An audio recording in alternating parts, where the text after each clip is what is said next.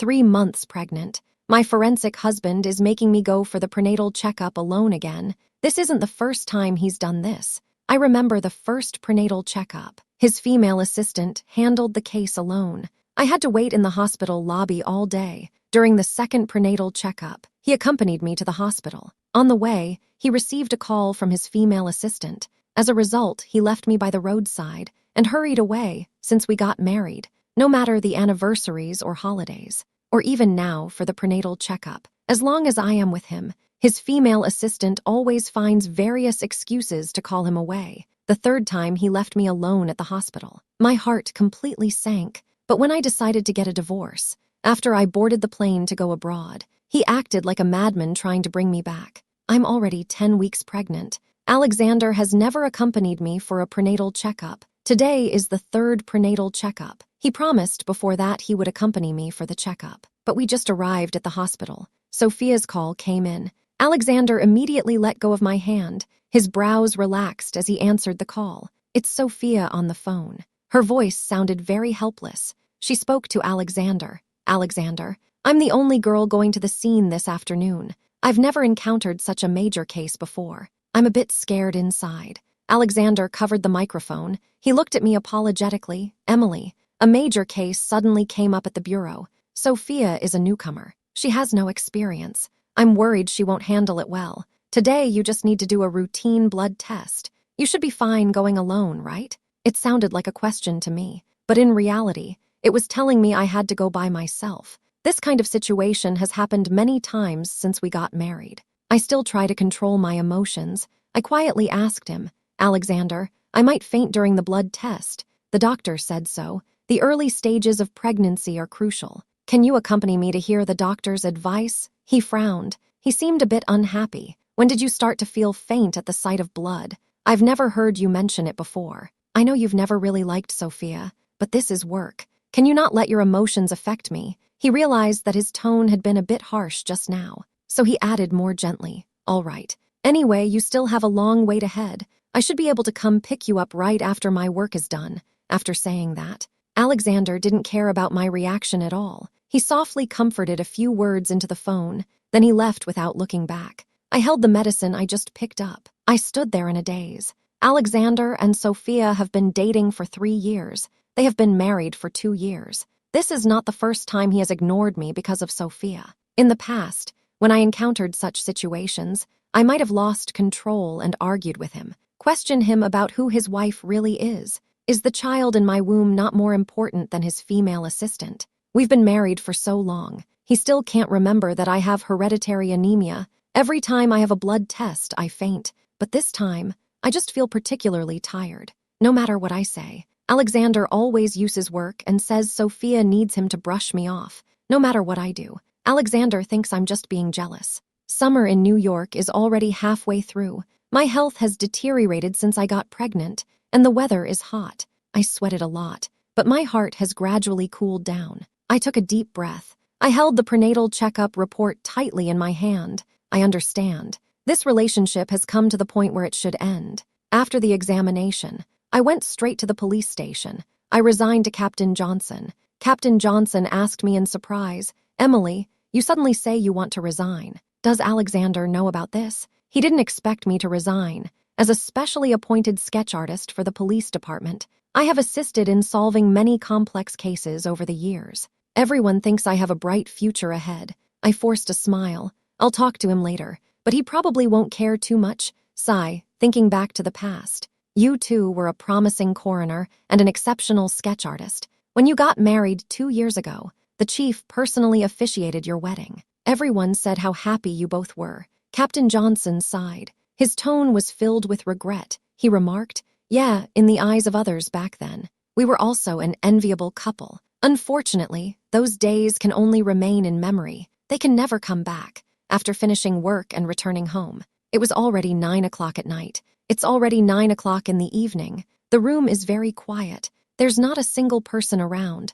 A new update from Sophia popped up on my phone screen because she specifically mentioned me. It's my first time handling a major case, with Alexander personally accompanying me. Indeed, I'm not scared at all now. To thank Alexander for taking me home, I've decided to treat him to a big meal tomorrow. I know. Alexander, who firmly said at noon that he would go home for dinner. He definitely won't be back tonight. He indeed forgot again to pick me up from the hospital. In the 2 years since we got married, this kind of thing has happened too many times. I made myself a bowl of noodles. After eating, I opened my email. I browsed through the invitations from overseas universities in my inbox. My finger finally stopped on the one from the Royal College of Art in the UK. I didn't think much. I directly clicked to accept the invitation. I booked a flight to London in 3 days. 5 years ago, Alexander went to London for a multinational case. He fell seriously ill after returning. Since then, he has never wanted to mention that city again.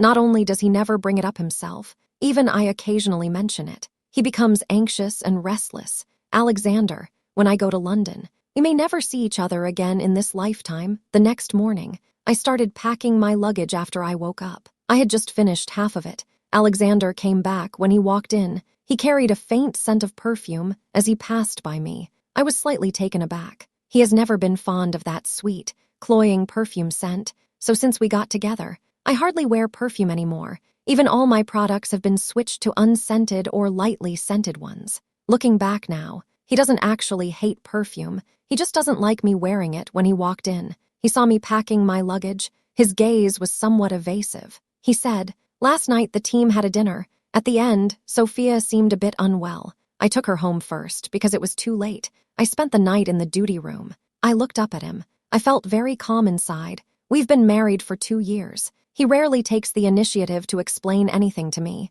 I responded with a sound. I didn't say much. He walked up to me. He asked in a plain tone, "You're going on a business trip?" I nodded. "I guess so." He seemed to breathe a sigh of relief. After a pause, he said, "I'm back to get some documents. I won't be home for lunch, got it?"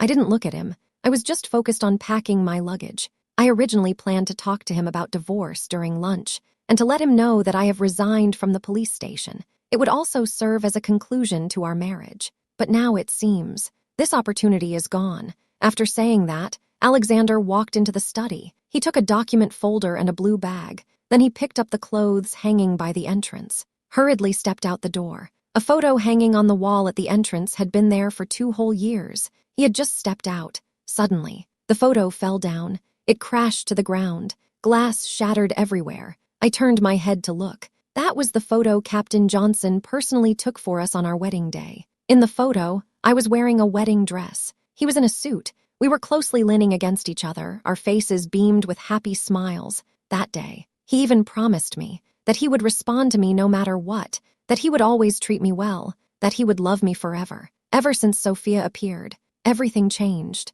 I stood quietly for a long time. Finally, I slowly crouched down. I picked up the shards on the ground piece by piece. Then I gathered that photo, which once recorded our beautiful memories, along with the last trace of my attachment to this relationship. All of it was cleaned up. I threw everything into the trash can. Late at night, after I organized everything, I lay down on the bed. I felt pain all over my body. At that moment, my phone rang. It was a voice message from my best friend Jessica. "Emily, how dare Alexander and Sophia be so ostentatious? You're not even divorced yet. They're being so high profile on social media. What Alexander did is really too much."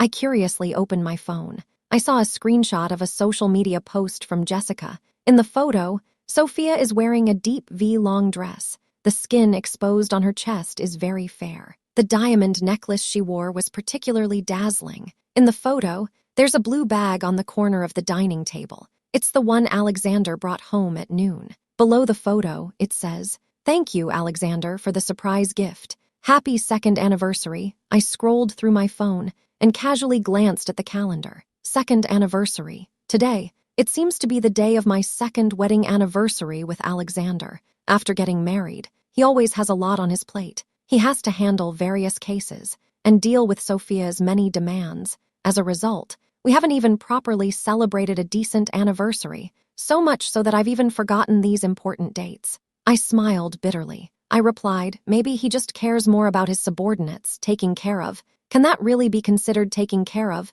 This is clearly a betrayal of you." "Emily, what are you really planning in your heart? Are you just going to keep enduring like this?" Listening to Jessica's questioning, I was momentarily at a loss for words. I asked myself, am I really going to continue enduring like this? In the 2 years of marriage, Alexander has always left because of various excuses from Sophia. No matter if it's a holiday, or my birthday and our wedding anniversary, I always thought that having a child would settle him down. He once said he would be a good father in the future. But after I got pregnant, Sophia became even more reckless. During my pregnancy, I was always especially tired. There were several times I woke up suddenly in the middle of the night, only to find that Alexander had left without me noticing. Even his rare free time was filled with calls from Sophia one after another. Even now that we have a child, he still has no guilt about leaving me alone in the hospital. This is already the 3rd time. I stared up at the ceiling. My eyes felt sore and uncomfortable. What have these 2 years of marriage amounted to?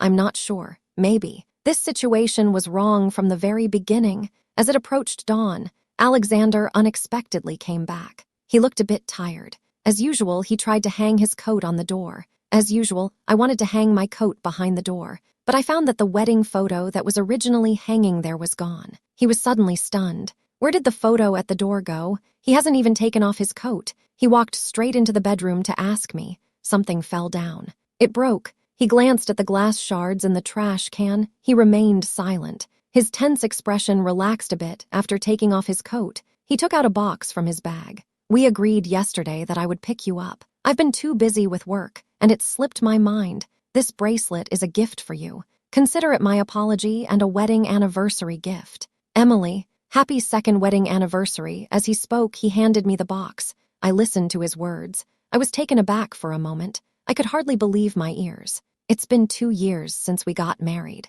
I can't believe he still remembers our anniversary. But when I opened the jewelry bag, I found a receipt inside clearly stating the purchase time was 1 hour ago. That's when I realized. It was probably the reminder of his 2-year anniversary with Sophia. That's why he bought this gift on the way. He didn't know. I already have one of these bracelets. It was a birthday gift from Jessica last year. I've been wearing it all the time. He has never noticed it.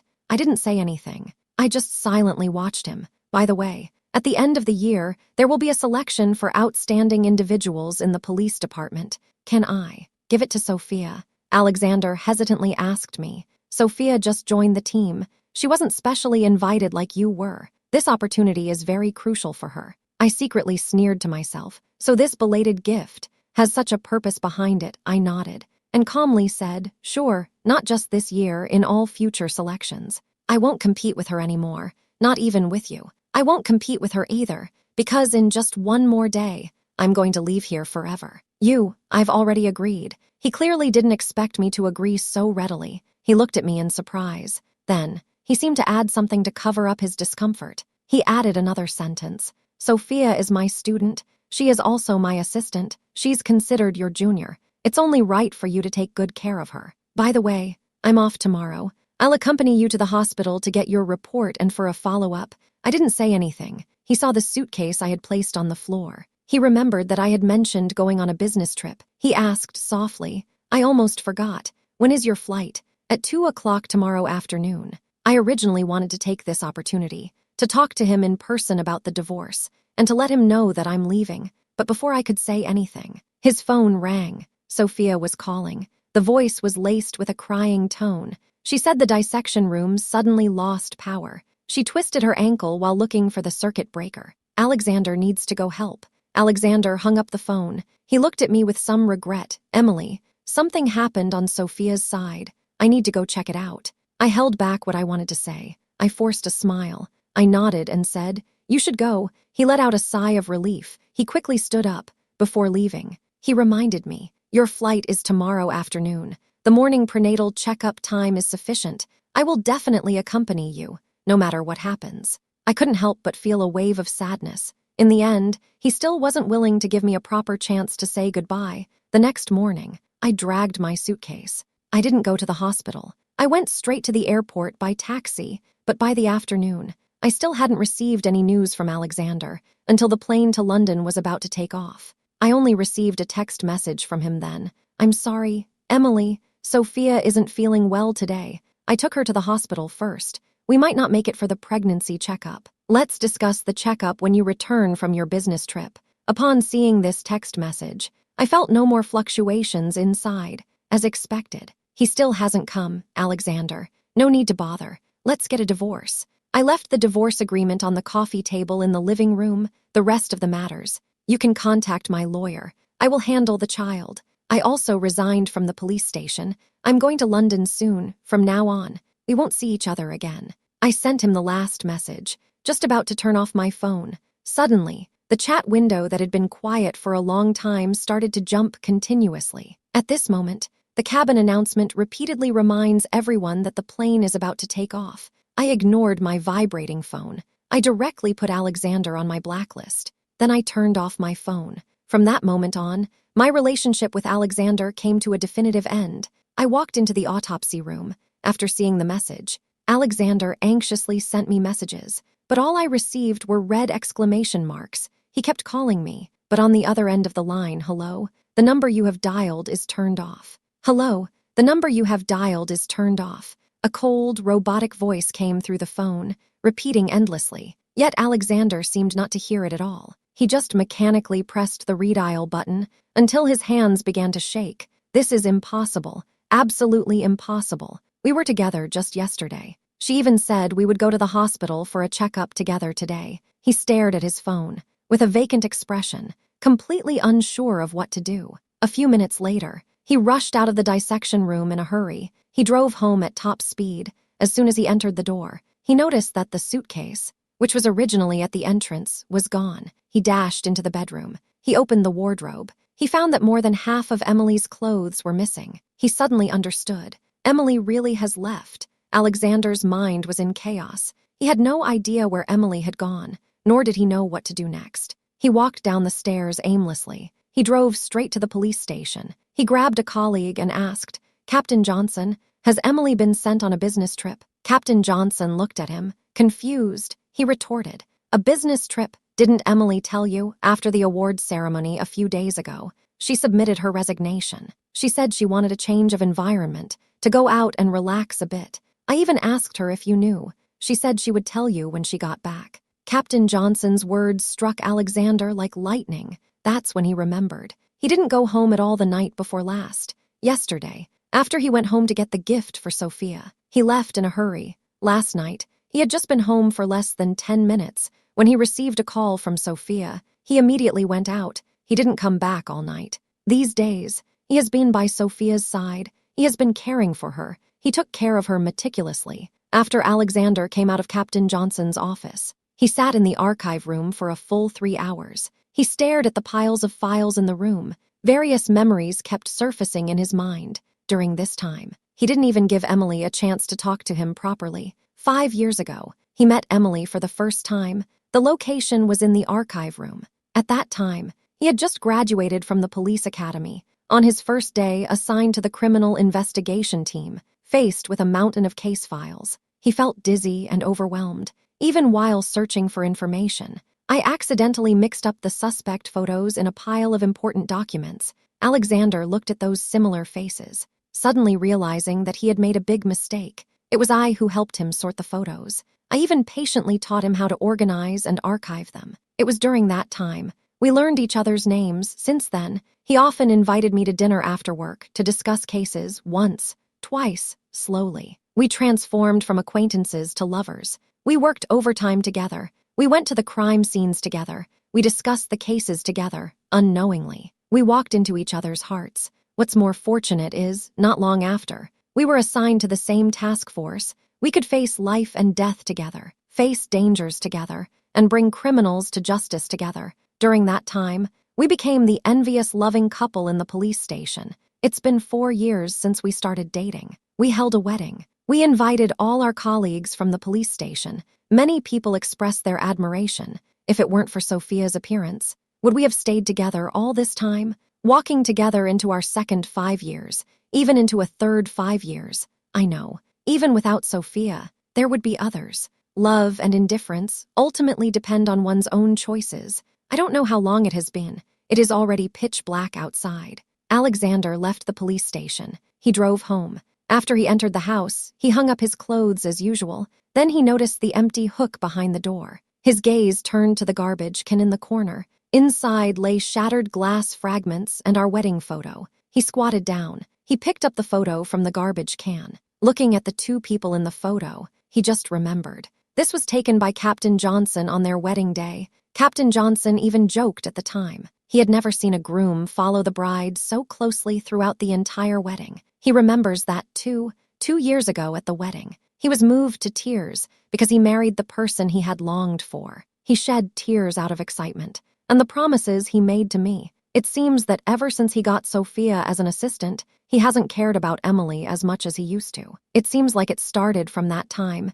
He slowly distanced himself from me, but he still can't understand why I want to leave. We used to have such a good relationship, and we even had a child. Even if he feels indebted to me, he usually compensates with gifts, like the day before yesterday. After he and Sophia celebrated their 2-year anniversary, he even gave me a designer bracelet. Thinking about these things, he walked into the bedroom. He opened the drawer. I'm trying to find evidence of how well he treated me. He opened the drawer. He found only 2 identical bracelet boxes inside. The rest were cheap accessories and a few hundred yuan watches. He was stunned. He recognized them. These were all gifts he once gave me. Cheap things are always monotonous. Even the watch is worth a few hundred yuan. There are many styles that look completely identical. These details he had never paid attention to before. He suddenly remembered. The gifts he gave to Sophia, those gifts were both expensive and high-end, both exquisite and special. The value of each gift far exceeded the ones he gave me. He carefully selected each gift. Each one was unique, no repetitions. He remembered Sophia's monthly cycle, yet forgot my birthday. He took Sophia home from work every day, yet forgot I was in early pregnancy. Still have to protect my belly while squeezing into the subway during rush hour. He fell into deep thought. After a while, he took out his phone, sent a text message. Captain Johnson, I heard there's a recent multinational case. I want to apply to participate. What, Alexander? You said you were going to London to participate in a multinational fraud case. I didn't hear you wrong. Did I? You previously said you would never go to London again. Because of that incident 4 years ago, I even specifically reported it to the bureau. As a result, the director criticized me. Alexander had just sent out the message. It hadn't even been a minute. The phone rang. Captain Johnson was on the other end of the line. His voice was filled with surprise and doubt. 4 years ago, Alexander made a mistake in a fraud case he was involved in. After that, he reported to the bureau, stating that unless there are special circumstances, he would not participate in any multinational cases. If the bureau did not agree, he applied to be transferred to logistics. This matter, at that time, the criminal investigation team was fully aware. Now, he took the initiative to request to participate in the London case. Everyone naturally found it surprising. Captain Johnson, I've thought it through. Please help me apply to the bureau again. The sooner the better. What exactly happened? Captain Johnson, I want to ask you something. In the past 2 years, does everyone think I've been too close to Sophia? Do you all feel that I've let Emily down? Alexander was silent for a moment. He then asked. After saying that, the other end of the phone also fell silent. Many times, silence is the best answer. Alexander covered his face in regret. He said to Captain Johnson, I understand. Ever since Sophia joined the team, I haven't properly had a meal with Emily, and I haven't celebrated any anniversaries with her. The gift I sent her was chosen casually. Sometimes I even overspent. She has been pregnant for 3 months. I have never accompanied her to a prenatal checkup. Even so, I have never thought about leaving her and the child. Today, Emily suddenly brought up divorce with me. Then she flew directly to London. After a long while,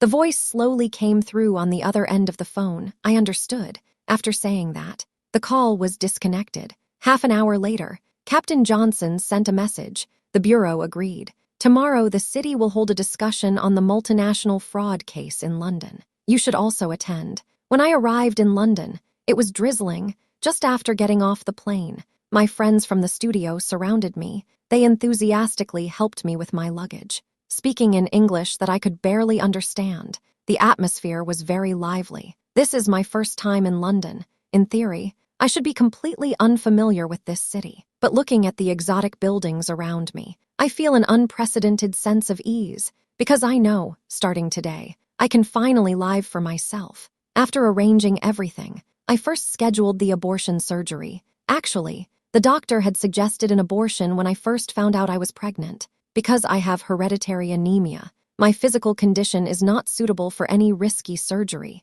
At that time, I was only thinking about Alexander when I felt him being hot and cold towards me because of Sophia. I suddenly found out I was pregnant. This seemed to become my last hope of keeping him. So, I decided that I would do whatever it takes to keep this child. But looking back now, everything I did stemmed from my love for Alexander. For this love, I even disregarded my own safety. As for how to raise the child, how to be a competent mother, I haven't really thought about it. I'm not ready. Jessica accompanied me to the hospital for surgery. While resting at home after the surgery, I made a lot of plans for myself. After so many years of marriage, because of Alexander, I've missed a lot of things. Now, I want to make up for them all here. I want to paint by the Thames, go to the British Museum to see the exhibition, find inspiration in the streets. But unexpectedly, it's only the second week since I came to London. On my way home from class, I saw Alexander standing at my apartment door. He is usually very busy with work.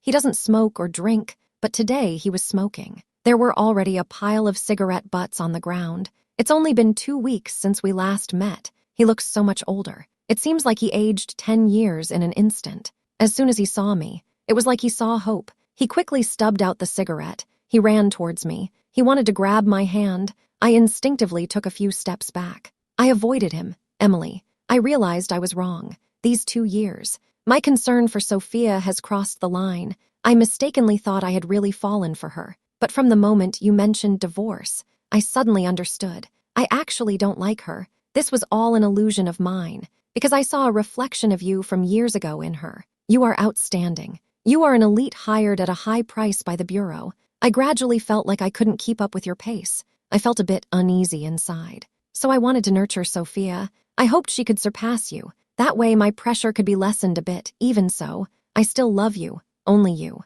I never thought about divorcing you. I understand. I shouldn't have ignored you and the kids. You shouldn't have to go to the hospital for checkups alone. I promise, as long as you agree not to divorce, we'll have another child. I will definitely prioritize you and the child. As for your studies, I have already submitted my application to the company. As long as I have vacation time in the future, I will come to be with you. I won't neglect you like I did before. If you really don't like me being a forensic doctor, I can apply to transfer to an administrative position. This way, I will have more time to take care of you. I'm begging you, give me a chance to make it up to you. As Alexander spoke, his voice began to tremble. I looked at him, but felt no emotion inside, just felt extremely tired. Is this the real reason he likes someone else? Is it because I'm too outstanding, making him feel pressured? That's why he developed feelings for Sophia, completely disregarding my and the child's feelings. What a ridiculous reason. However, wrong is wrong. Some cracks, once they appear, can never be repaired. If his mistakes could be corrected so easily, what have these past 2 years meant for me? From the moment I stepped on the plane, it's already over between us. Alexander, don't say any more. There's no possibility left between us. About the divorce, my lawyer should have made it very clear to you. It's over. I stared at him without expression. Then I pushed the door open. I went inside. Alexander didn't follow me, but I caught a glimpse through the curtain. He stood downstairs like a stone. He stood there the whole night, not moving at all. The London night was chilly. The air was filled with damp mist. By midnight, I experienced the heaviest rain since coming to London, and he stood there, motionless. What does this have to do with me? Some emotions. Once missed, they can never be regained. I have given him many chances, and I have compromised many times. It's he who does not cherish them. The next day, Alexander returned home, but he did not give up. Just as he said, he used all his free time to come to London. He would come almost every week. Each time he stood outside my apartment building all night. I never opened the door for him. Life in London gradually stabilized. I attended classes on time. I focused on painting. I often went to exhibitions. I met quite a few friends with common interests. My paintings gradually gained attention. Several galleries reached out to me. In my second year in London, I held an exhibition at a small gallery. Although the space was small, the audience response was quite good. I devoted myself to painting. I worked hard to improve my skills. I want to make up for the time I wasted before. This period of time, some Chinese and foreign friends have expressed their affection for me, but I have rejected them all. The past relationship feels like a scar to me, although it no longer hurts. That incident is forever etched in my heart. For me now, the most important thing is to realize my own value. In the days that followed, my life remained the same. I repeat the same things every day. Alexander is still the same. He comes to the bottom of my apartment building every week, staying there all night. It seems like these days will continue forever, but I don't know when it started. Alexander never appeared at my building again in the next 3 years. I received no news about him at all until my 4th year in London. My studies were finished. I decided to return to my home country. 4 years ago, if someone had told me, I would choose to return to this place that makes me sad. I will definitely find it incredible. During my 4 years in London, I completely had my own time. This period helped me heal from past wounds. It also made me more clearly realize what I truly want. Nowadays, the domestic art market is rapidly developing compared to London. There is a bigger stage waiting for me to explore here. I accepted an invitation from a famous gallery and decided to return home. Before going back home, I sent a WeChat message to Jessica. I briefly mentioned that I was going back. I knew she would definitely come to pick me up, so I politely declined her offer. I always feel the need to experience it personally, this city that is both familiar and unfamiliar. After the plane landed,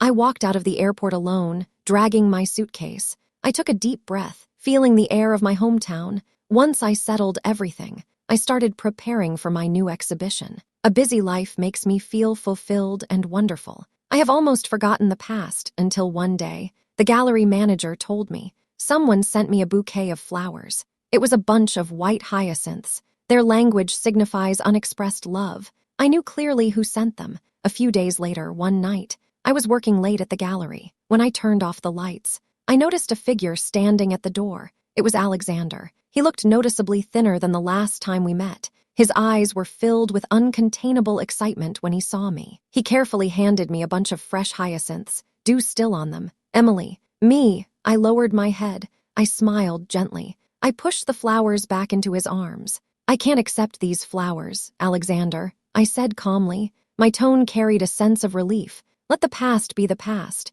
We should both look forward. He smiled helplessly. He didn't say a word. I continued to ask, "Where are you working now?" He fell silent for a moment. He said quietly, "Still in the police force, but not in the criminal investigation team anymore." I felt a tightness in my heart. I asked, "What happened?" He sighed deeply. He said slowly, "Do you remember the case in the UK 3 years ago? At that time, there was a mistake in our autopsy report. As a result, the case took longer to solve. Later on, I kept thinking, did I make a wrong judgment? Months ago, another similar case occurred. During my analysis, because of the influence of the previous case, I made another wrong judgment. Although the case was eventually solved, the impact it had was not good. The team gave me a disciplinary action. They transferred me to the archives and put me in charge of organizing some old case files. After hearing what he said, I felt a mix of emotions in my heart. I didn't expect that. His aversion to England, in the end, it changed the trajectory of his life in another way. Just live well. I've said all I needed to say. He turned and walked into the gallery. Months later, my art exhibition successfully opened. It achieved great success. Many people liked my work. I gradually emerged in the domestic art scene. At a celebratory banquet, I saw Jessica again. She told me, Alexander has submitted his resignation letter. Jessica informed me he plans to leave the city to explore other places, to see the outside world. I said nothing, just quietly raised my glass. I gestured towards the distance. I understand. Alexander leaving might be a good thing. He needs some time to think things through, to calm himself down, and then find a new goal. I can finally let go of everything from the past, to embrace my new life that belongs to me.